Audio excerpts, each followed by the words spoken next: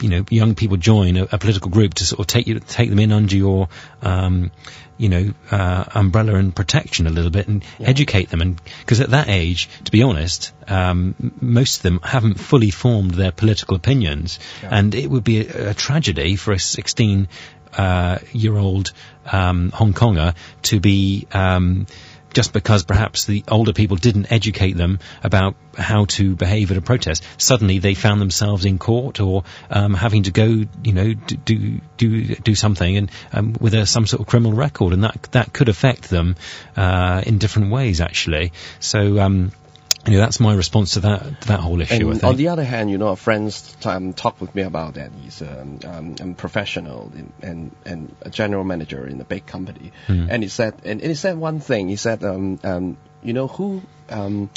which kind of groups they take use and take advantage of the people who's under 16 is mafia and terrorists. Other than that, can you see any organization doing that?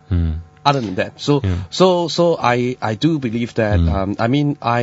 I quite like the guts of the people stepping out to lower. And actually, a guy in front of it caught by the China police. I knew him for about 1 year, and he quit the LSD Exco.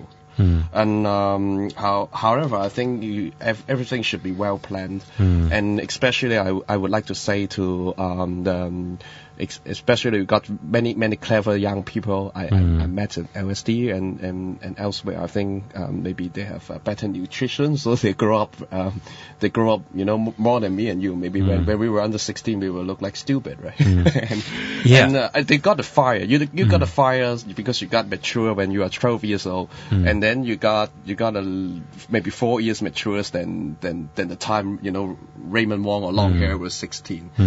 However, what you're doing might be gonna affect your life, especially if you're not 18. So and also the other thing is that about civil disobedience. So, Matt, what do you think about how do you train up people, or how you persuade people the risk they are going to take, and very carefully, and they are not leaving after they listen to the risk they have to take, and they are not leaving? Yeah.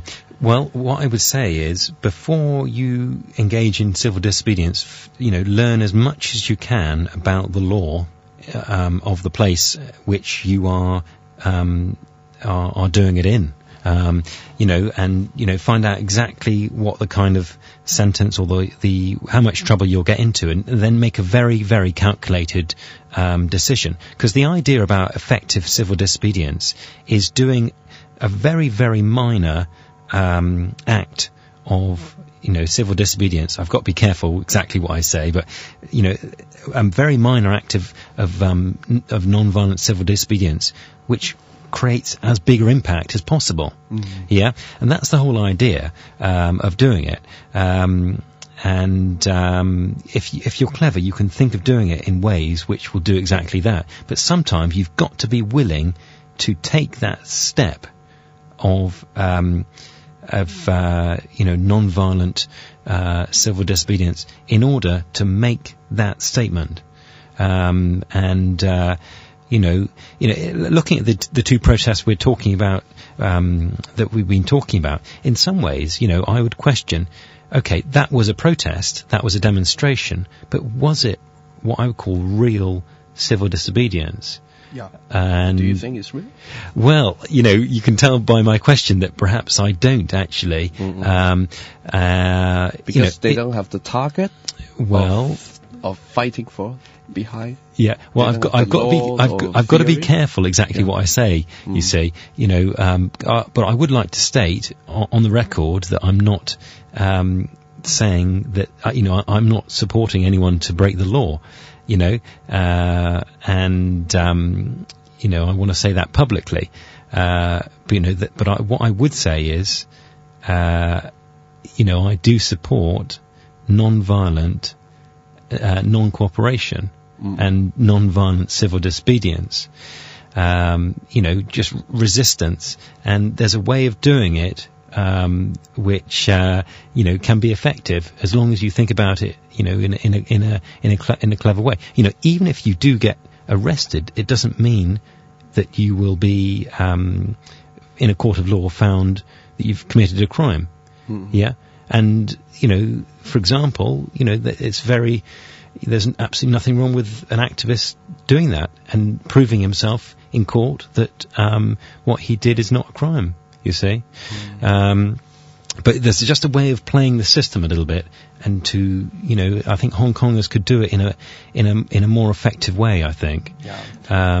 For example, like the way Christina Chan was behaving in the protest, because I was not there at the location. I left a little bit earlier. Yeah, she's one of the younger, sort of in her 20s, isn't she? Younger public figure of a beautiful young lady. Right. Have guts to show the flags. Wearing sexy, and maybe internationally she has got her spotlights on her. And the other thing was that, like, for example, from maybe from Raymond's or LSD idea, if the people, like more than 100 people, were pushing at the barriers up there, and if people were like arguing or something like that, and she's kind of the leader, but maybe she was not the real leader of it. But if people were stepping on each other, like the tragedy in Lan Kwai Fong in the 1991 or something, something. Yeah, because to be honest, if the tragedy happened, if the tragedy really happened, and everybody not caring about the safety reason of things, then if tragedy happened, the news or everything can be totally changed. People would be, the good thing can become a very bad thing. Yeah. Because I can see why some activists, perhaps like Christina, they like to sort of take that style, I'd say, but I personally, I wouldn't actually. If you look at it in a photo, it looks a bit sort of weak. Sometimes some activists, they kind of pretend a little bit to be that they're being roughed up by the police and so on. But it doesn't inspire strength or power. I don't